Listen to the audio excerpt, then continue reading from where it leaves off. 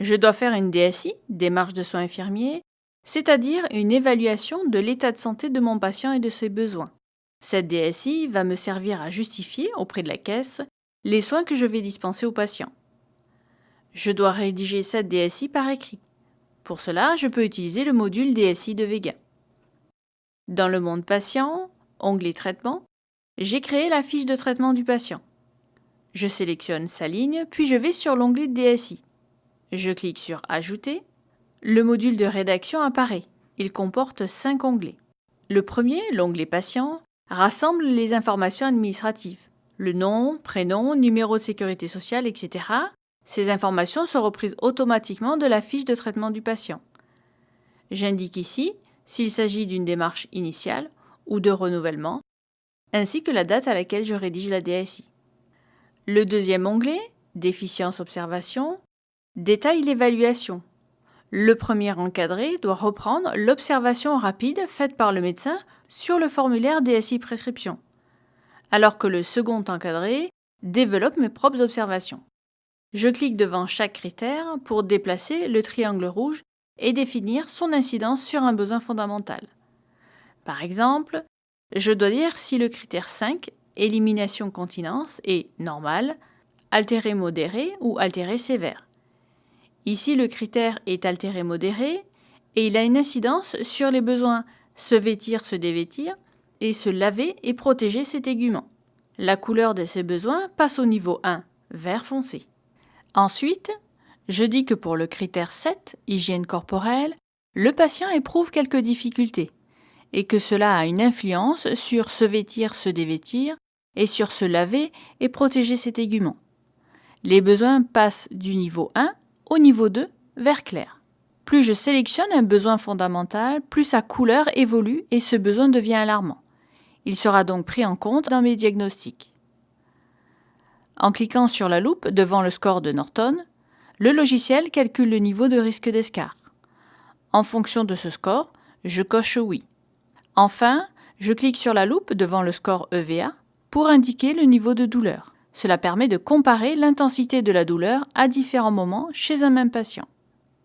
L'onglet Diagnostic regroupe mes propositions d'action. Les besoins à inclure dans mes diagnostics apparaissent ici. Chaque diagnostic est accompagné de son étiologie, des manifestations cliniques, des objectifs de soins et des interventions infirmières. Pour me faire gagner du temps, le logiciel me propose des diagnostics types. Dans mes observations précédentes, j'ai constaté que le patient a un besoin sur se vêtir, se dévêtir. Je sélectionne le dossier soins personnels, puis vêtir, soigner son apparence. Automatiquement, le logiciel a rempli les cases en dessous. Je n'ai plus qu'à cocher ce qui correspond réellement à la situation du patient. Si aucun élément ne correspond, je peux également rajouter des observations que je saisis manuellement dans la case qui convient. Je valide ensuite avec la coche violette, ce qui alimente mon diagnostic.